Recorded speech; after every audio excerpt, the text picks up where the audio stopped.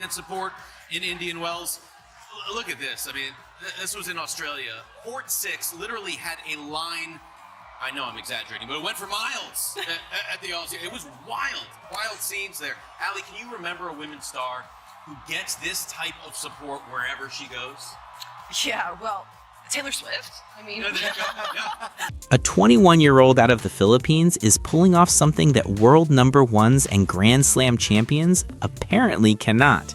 She is packing out stadiums, crashing the internet, and giving tournament organizers a full-blown headache over crowd logistics. Experts are now openly questioning whether she is the single biggest attraction in women's tennis. Not the best player, the biggest draw, and those are two completely different conversations. So here is the real question. Do you think Alexa Eala is already the most electrifying name in women's tennis right now? Ranking aside, drop your answer in the comments because I am genuinely curious where people land on this. I'd have to say maybe a little bit of Sonia Mirza. Back in her heyday, obviously the Indian fans took to her and they followed her all around the globe, obviously not to this extent. And I think the ceiling that Alex Eala has is obviously that much higher. And I'm going to bring in a little boxing here because my dad wanted me to be a boxer, but I chose tennis. But Manny Pacquiao. Good call. Manny Pacquiao, we saw him when he, was at the top of his game. And alongside Roger Federer, he actually had more prize money. So I think that if Eala, can keep doing well with her tennis, who knows? The sky's the limit on the court, off the court. I mean, she could be rolling. Let's start with a number that has absolutely no business being real. Alexa Eala's pre-tournament press conference at the 2026 Australian Open pulled 171,000 views. Novak Djokovic pulled 80,000. Aryna Sabalenka pulled 9,000. Read that back slowly if you need to. The reigning world number one in women's tennis, a multi-Grand Slam champion who dismantles opponents with the kind of ruthless power that makes them look like they wandered into the wrong building, drew 9,000 views to her press conference. Eala drew nearly 20 times that. And not a single person in the tennis world is pretending that is anything close to a normal statistic.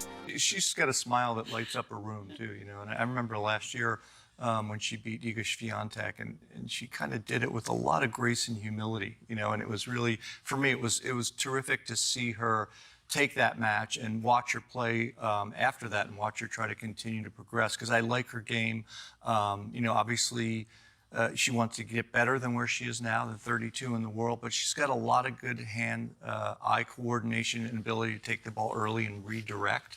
But the fan stuff is always fun for me, because whenever you see players from smaller countries, the fans are so passionate when they get up to the top. It's interesting, Ali mentioned Sonia Mirza. She has nearly 13 million followers on Instagram. That's 5 million more than Carlos Alcaraz, and nearly as many as Alcaraz and Sabalenka combined. So that's how big Sonia Mirza is, was, and will be. But Eala going to be seeded for the first time at a 1,000. To find out who she will play in the second round, check out the draw. This is what the expert conversation around Alexa Eala looks like in 2026. Not careful, not measured, not the usual diplomatic tennis media language where everyone gets described as a great competitor with a bright future. The conversation has moved well past that. Former ATP players Sam Querrey and Steve Johnson sat down recently and asked a question out loud that a lot of people in the sport have been quietly turning over in their heads. Is Alexa Eala the biggest draw in women's tennis right now? Johnson's answer was yes. Not maybe, not she's getting there. Yes. That answer deserves some unpacking, because biggest draw is a very specific term. It doesn't mean best player, it doesn't mean highest ranked, it means who fills seats, who crashes online servers, who makes organizers lose sleep over crowd management before a match even begins. And on that specific question in 2026, the case for Eala is genuinely difficult to argue against. Let's go back to Australia, because that is where this current wave of expert attention really began to build. The scenes at the Australian Open surrounding Eala's matches were described as wild by the journalists covering them, lines that stretched to unreasonable lengths, crowds that had no logical explanation based on ranking alone, a player sitting outside the top 30 at the time, generating the kind of pre-match atmosphere that Grand Slam organizers typically associate with top seeds in quarterfinals. The Filipino fan presence was enormous, it was loud, and it was organized in a way that felt less like a tennis crowd and more like a concert turnout.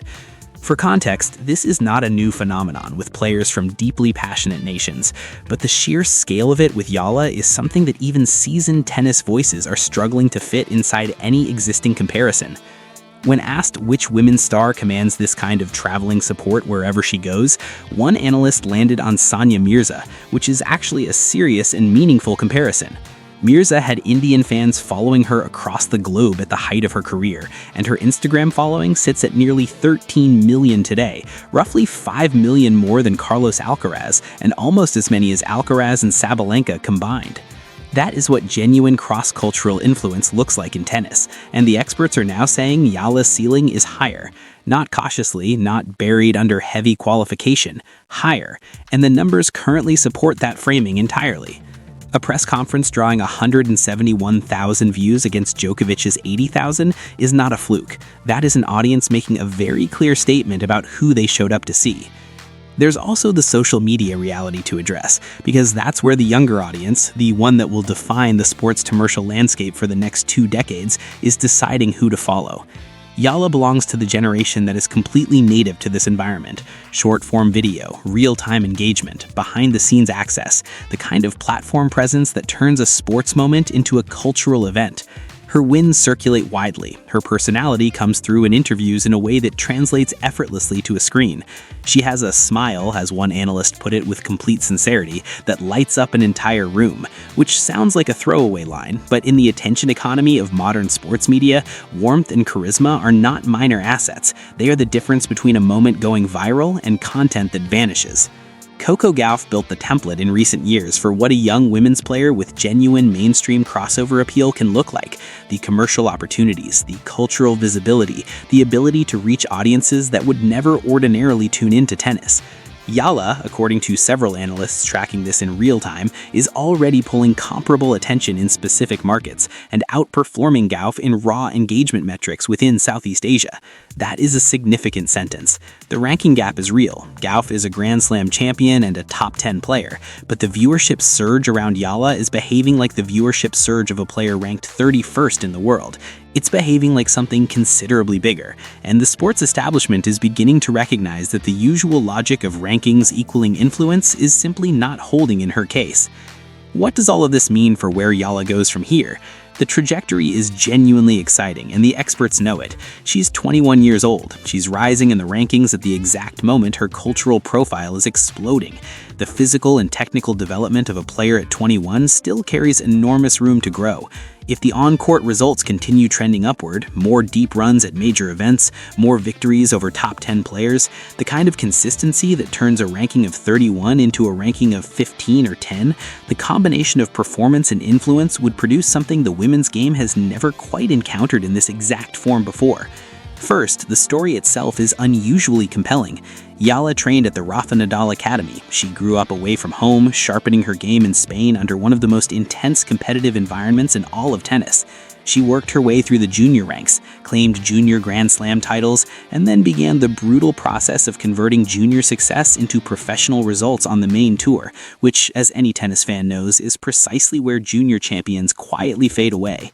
The pipeline from junior star to legitimate WTA presence is unforgiving, and the vast majority don't survive it with their promise intact.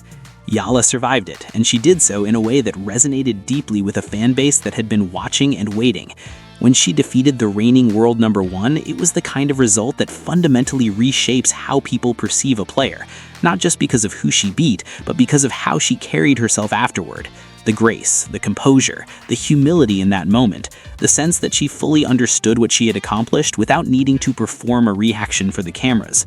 That kind of behavior gets remembered. It builds a specific brand of loyalty that cannot be manufactured. Second, the market she represents is enormous and largely untouched by tennis. Southeast Asia is one of the fastest growing sports consumption regions on the planet. Digital penetration, social media engagement, and appetite for live sports content across the Philippines and the surrounding region represent a commercial opportunity that global sports organizations have been trying to crack for years. Eala doesn't simply appeal to that market, she is that market in the most visible and personal way imaginable. When a Filipino fan tunes in to watch her play, or travels across a continent to see her at a Grand Slam, or refreshes a web page over and over until the stream finally loads, something is happening that goes well beyond sports appreciation. It is cultural representation at the highest level of an individual sport. It is seeing someone who looks like you and comes from where you come from, competing on the grandest stages in the world. That emotional engine doesn't run on rankings, it runs on identity. And in 2026's sports marketing and media landscape, identity moves faster than almost anything else. Third, her actual tennis is genuinely good. This part matters because influence without performance is a very short story. Eala has real technical quality. The hand-eye coordination is exceptional. Her ability to take the ball early and redirect it to completely reshape the geometry of a point before her opponent even has time to reset is something coaches have singled out as a legitimate weapon. It is not just flashy, it is structurally effective. It creates problems that players ranked well above her have struggled to solve. She entered 2026 with serious momentum, went deep in Dubai, and climbed 16 spots in the rankings to reach a career high of number 31 in late February. She's heading into Indian Wells, one of the biggest combined events on the calendar, with a first-round bye earned by that very ranking. And she arrives carrying a 10-6 season record, a number that tells you she is competing, winning, and steadily building. This is not a viral story about a player who lights up social media but quietly fades on the court.